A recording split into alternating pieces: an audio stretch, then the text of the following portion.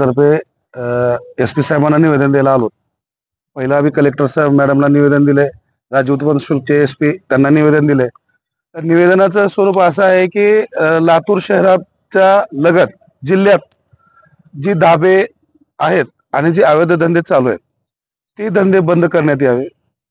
त्यामुळे काय होतंय की आमच्या लायसन्स आम्ही शासनाच्या नियमानुसार लायसन्स चालवतो.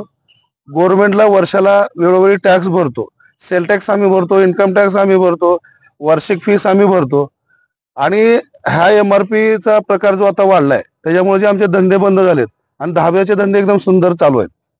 हे धंदे बंद झाले पाहिजेत. त्यासाठी आम्ही कलेक्टर मॅडमला आणि SP साहेबांना निवेदन द्यायला SP साहेबांना दिलंय निवेदन. आता पोलीस अधीक्षक साहेबांना निवेदन द्यायला चालू आहे.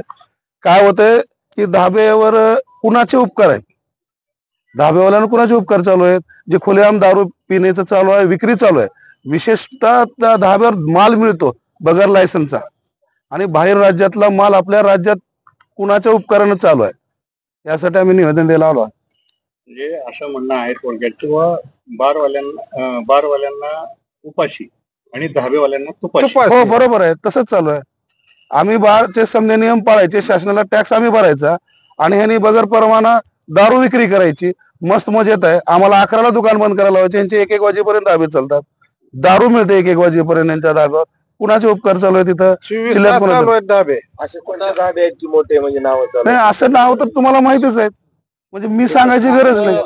अशी चर्चा लातूर जिल्ह्यात शहरात सर्रास होताना पाहायला मिळते की अवैध धंदे तर सुरूच आहेत पण डुप्लिकेट दारूचं प्रमाण वाढलेलं आहे. 100% आरोग्यासाठी तर हानिकारक आहे आणि गव्हर्नमेंटचा महसूल बुडतो. त्याच्यावरती आता कारवाई करतील अशी आशा आहे. आता बघावं लागेल, नाही तर मग आम्ही तर मार्चला लायसन रिन्युअल करणार नाहीत, गव्हर्नमेंटला महसूल देणार नाहीत. बघतील मग गव्हर्नमेंट धाब्यावाले कोण घेतील, चोरून विकणारे कोण घेतील.